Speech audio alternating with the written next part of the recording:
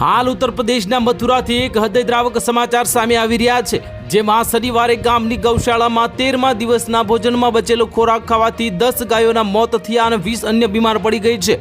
આ અંગે અધિકારીઓના જણાવ્યા અનુસાર ગાયો એસિડોસિસથી પીડાતી હતી, જે શરીરના પ્રવાહીમાં વધુ પડતા એસિડ જમા થવાને કારણે થાય છે। મિત્રો, આ કુલ 30 ગાયોને અસર થઈ હતી, જેમાંથી 10 ગાયોના મોત થયા હતા, જ્યારે બાકીના 20 ગાયોની સારવાર કરવામાં આવી હતી અને હવે તેમની સ્થિતિ સ્થિર છે। આ ઘટના મથુરાના રિફાઇનરી પોલીસ સ્ટેશન વિસ્તારમાં હેઠળ આવનારા ભૈંસા ગામમાં બની હતી।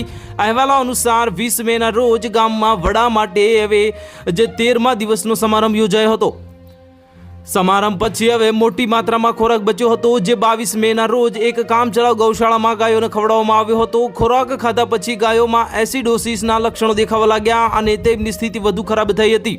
ત્યારબાદ પશુપાલન વિભાગના 10 ડોક્ટરોની ટીમને સારવાર માટે તૈનાત કરવામાં આવી હતી। પંડિત દીનદયાળ ઉપાધ્યાય પશુ ચિકિત્સા વિજ્ઞાન યુનિવર્સિટી અને ગાય સંશોધન સંસ્થા મથુરાના નિષ્ણાતોને પણ બોલાવવામાં આવ્યા હતા। અધિકારીઓએ જણાવ્યું હતું કે મૃત ગાયનું પોસ્ટમોર્ટમ કરવામાં આવ્યું છે અને નમૂનાનો પરીક્ષણ માટે મોકલવામાં આવ્યા છે। રાલ ગામમાં ગાયોને નવી ગૌશાળામાં ખસેડવાની પ્રક્રિયા ચાલી રહી છે।